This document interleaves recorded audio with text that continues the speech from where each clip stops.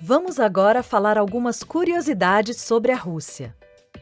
Os russos são muito supersticiosos. Os gatos são considerados sagrados no país, símbolos de paz e tranquilidade. Garrafas vazias devem ficar no chão. Para eles, na mesa, elas podem atrair problemas financeiros. Os russos têm o costume de apertar as mãos ao chegar e ao se despedir. Caso você esteja de luvas, tire-as antes de cumprimentar alguém, pois acreditam que o contato é essencial para firmar confiança. Retire os sapatos antes de entrar em alguma residência e jamais exponha a sola dos sapatos ou dos pés. Por ser considerada a parte mais suja do corpo pela cultura russa, isso não é bem visto por eles. Não entregue dinheiro na mão de alguém. Como o dinheiro é sujo, os russos consideram que colocar o dinheiro diretamente na mão de quem vai recebê-lo fará com que este empobreça. Coloque-o no balcão ou mesa e avise. Diz a lenda que a Rússia abriga cerca de 14 cidades secretas. As cédulas russas são impressas em braille para deficientes visuais. A Rússia não tem um regime presidencialista, e sim semipresidencialista, como a França. No semipresidencialismo, há um presidente e um primeiro-ministro, e ambos têm poderes diferenciados. O atual presidente da Rússia é Vladimir Putin, já no poder há 22 anos. No seu governo, Putin alterou a dinâmica de governo, diminuindo o poder do primeiro-ministro. E ele comanda a nação de forma autoritária, assim como sempre foi em toda a história do país. Na Rússia, quase não se fala inglês. Diferente do nosso, o alfabeto do idioma russo é o cirílico. Na Rússia, existe a carona paga. Qualquer pessoa pode fazer um sinal de pedir carona na rua e algum carro comum vai parar e perguntar aonde a pessoa quer ir. Acerta-se o preço e a pessoa viaja como se fosse um táxi, mas o preço é bem mais barato.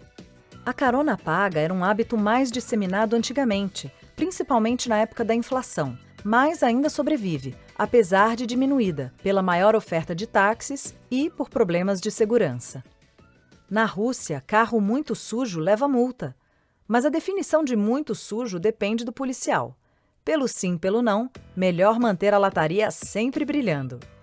Russos não têm o hábito de pedir licença ou desculpa. Há aproximadamente 120 mil rios no país. Seu território comporta 9 fusos horários diferentes. O Natal na Rússia é comemorado dia 7 de janeiro.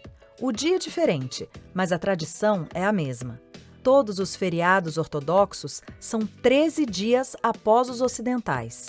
Isso porque a Igreja Ortodoxa Russa ainda segue o calendário juliano, que é o calendário mais antigo, não é o mesmo da Igreja Católica, que adota o calendário gregoriano. Na Rússia, a nacionalidade é definida pelos antecedentes e não pelo país de nascimento. Por exemplo, o filho de um casal imigrante de outro país nascido na Rússia não é considerado russo, e sim da nacionalidade dos pais, não importa onde ele tenha nascido. O mais importante para eles é a cultura. Para eles, o que vale para determinar a nacionalidade é a preservação da cultura. O local onde você nasce é mero acidente.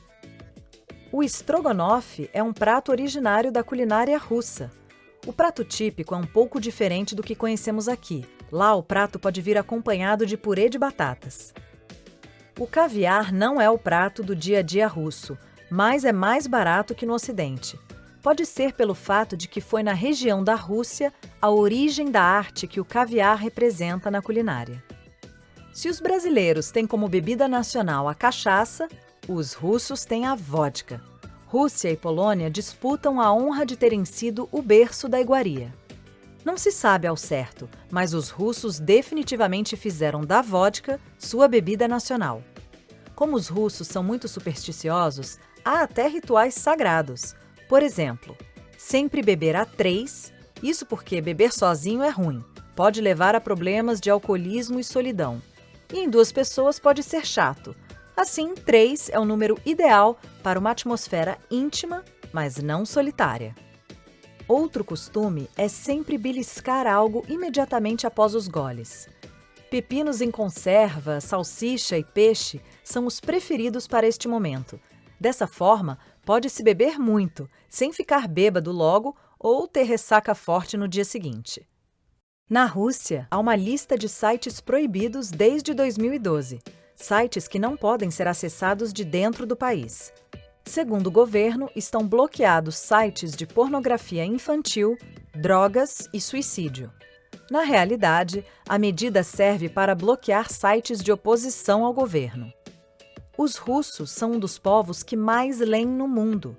Eles leem nos lugares mais diversos, nas filas, nos ônibus, no metrô e em qualquer lugar público. O metrô de Moscou, então, parece uma biblioteca, com tanta gente lendo silenciosamente nos vagões. Neste cartaz de estímulo à leitura está escrito: melhor para as crianças do que bater e xingar é para elas livros comprar. A primeira mulher e o primeiro homem a visitar o espaço são russos. O primeiro cachorro a entrar em órbita também. Uma das disputas da Guerra Fria foi pela corrida espacial. Nesse campo, os soviéticos disparam na frente. Em 1957, os soviéticos enviaram ao espaço, na nave Sputnik 2, o primeiro ser vivo, a cadela Laika, que entrou para a posteridade como o primeiro animal a fazer um voo na órbita da Terra. Mas ela não resistiu à experiência e morreu durante a missão. Depois dela, vários cães fizeram voos orbitais. Em 1961, veio a maior glória espacial soviética. O russo Yuri Gagarin se tornou o primeiro ser humano a viajar pelo espaço e ver o planeta Terra de cima, e pronuncia a frase que se tornaria uma das mais famosas do século XX. A Terra é azul. Logo em seguida, ele fala: olhei para todos os lados, mas não vi Deus. Com isso, ele quis dizer que a posição ateísta do seu país era correta. Gagarin teve maior sorte que Laika, voltou vivo da sua aventura espacial e virou uma espécie de popstar mundial, celebrado por multidões, inclusive no mundo capitalista. Ele faleceu aos 34 anos em um acidente aéreo. Os soviéticos decidiram, então, empenhar uma missão para enviar uma mulher ao espaço antes que os estadunidenses o fizessem. Na manhã do dia 16 de junho de 1963, a cápsula espacial soviética Vostok entrou na órbita terrestre. No comando dela estava Valentina Tereshkova, que aos 26 anos se tornou a primeira mulher a ir para o espaço. Valentina Tereshkova passou 3 dias em órbita, completando 48 voltas ao redor da Terra. Durante a viagem, relatou ter sentido náuseas, dores no corpo e desconforto psicológico. Ao voltar em segurança, Valentina se tornou heroína. Recebeu as 2 principais condecorações do país: Herói da União Soviética e a Ordem de Lenin, e seu rosto estampou selos e monumentos. Hoje, a astronauta está com 84 anos e diz que pretende ainda ir a Marte. O fim da União Soviética teve consequências imediatas, mas a transição ainda hoje é percebida no dia a dia russo. Fábricas são abertas, lojas diversificam os produtos, alguns enriquecem rapidamente. E devido a isso, Moscou é a 4ª cidade com maior número de bilionários do mundo, ao mesmo tempo em que o país possui uma das mais altas disparidades econômicas. A Rússia, hoje, é mais desigual que na época da União Soviética. O abismo entre os muito ricos e o restante da população é muito maior do que no Brasil, do que na Índia e na China, por exemplo.